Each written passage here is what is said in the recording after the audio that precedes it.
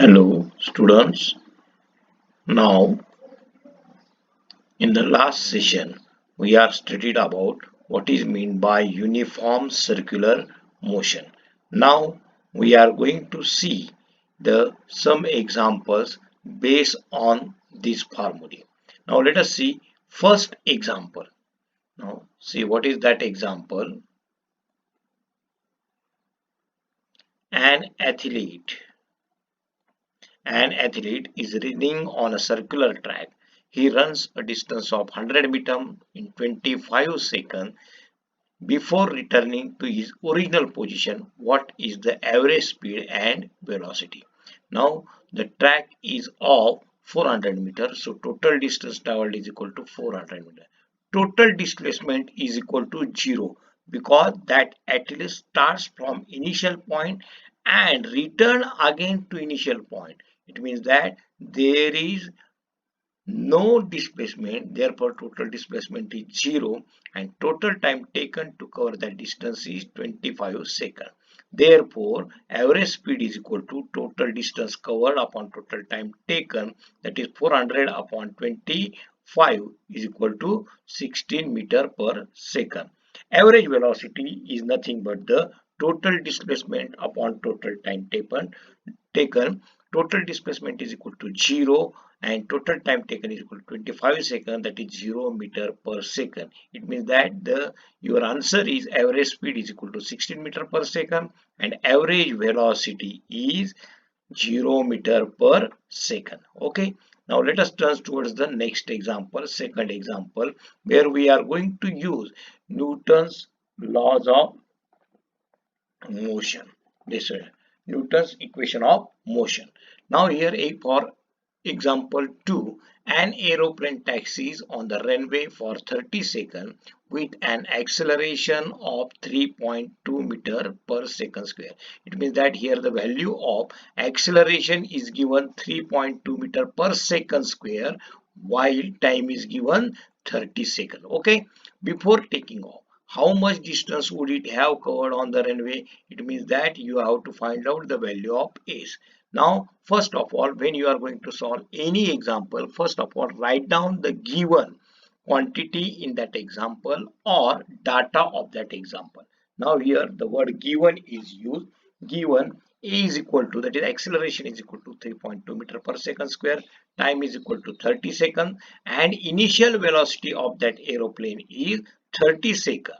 A initial velocity u is equal to 0 meter per second and distance s is equal to question mark. Here we are going to find out the distance. Therefore, from that three equation, that is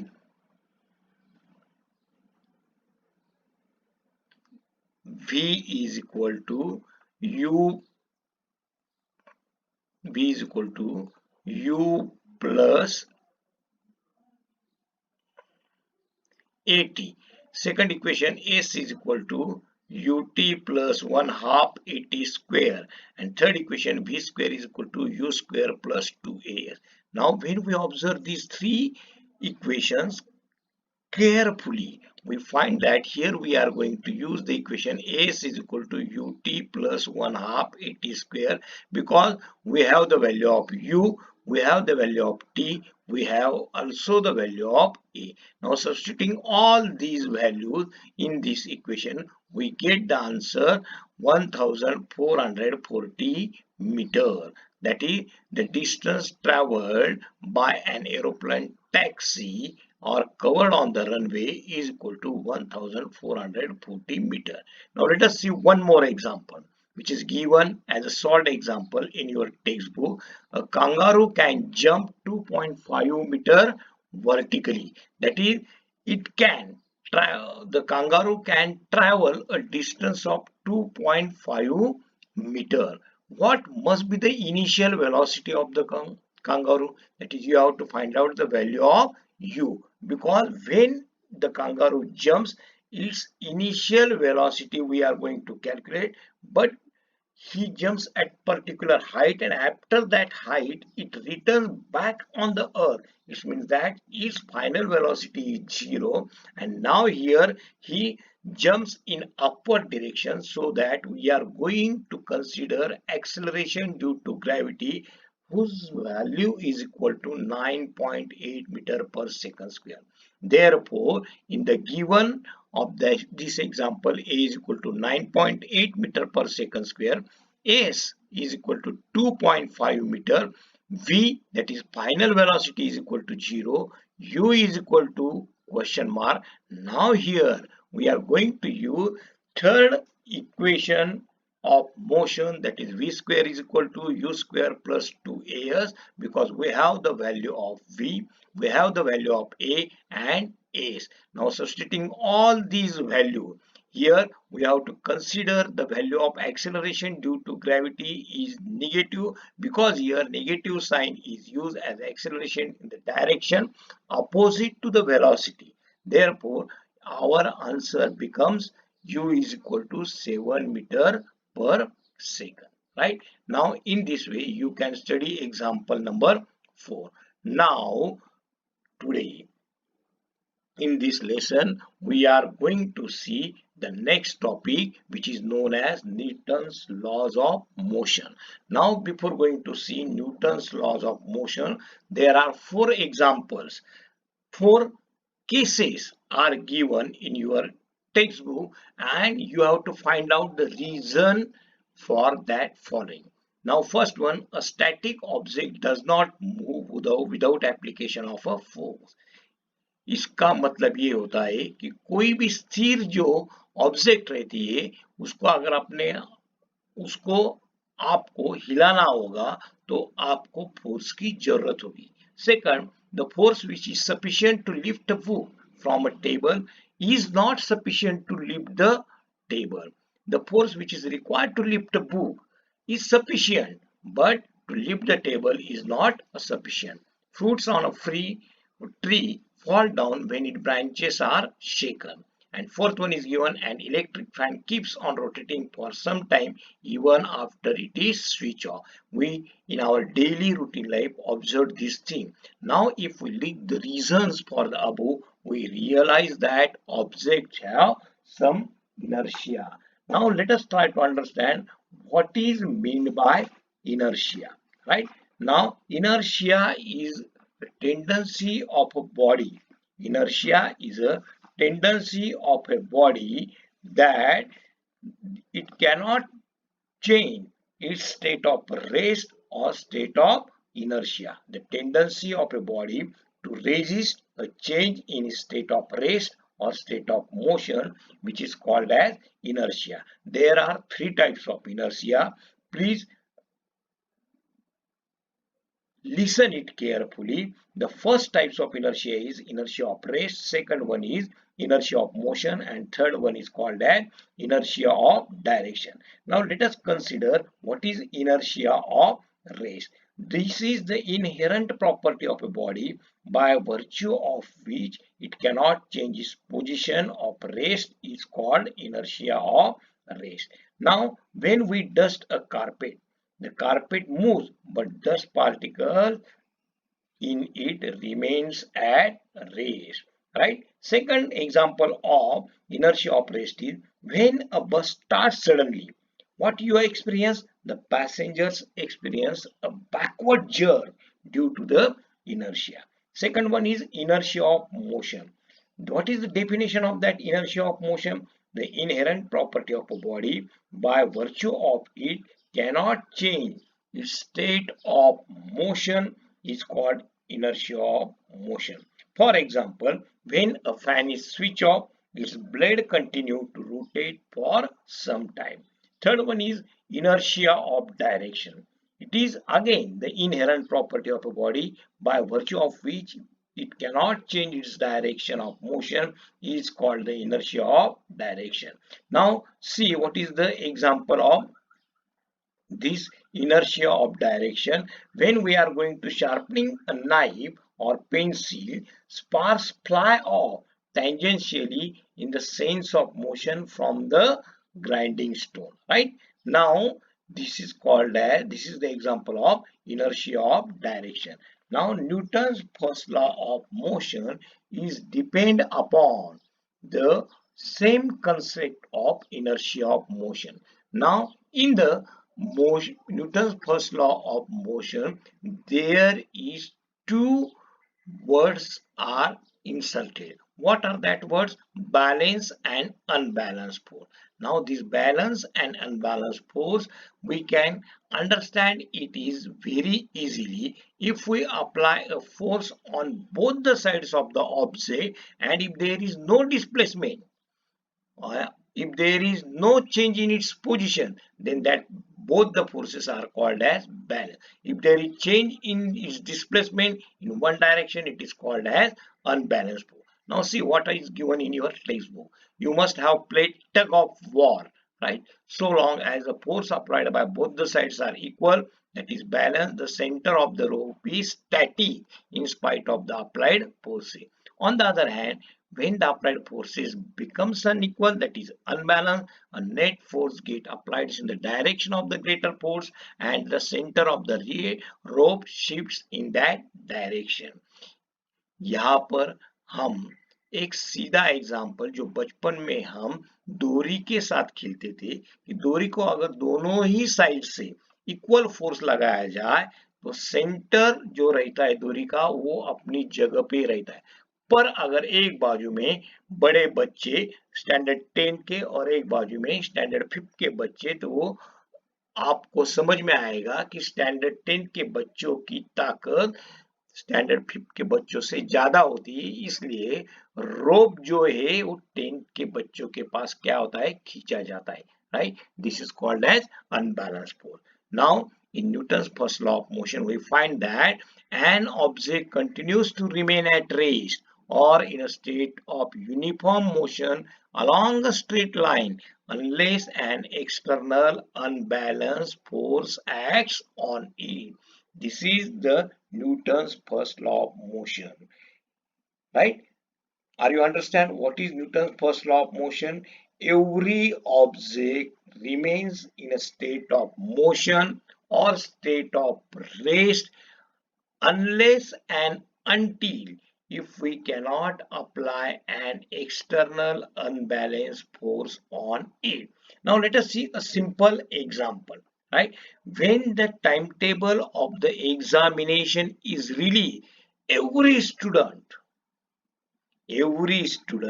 in your class try to study hard.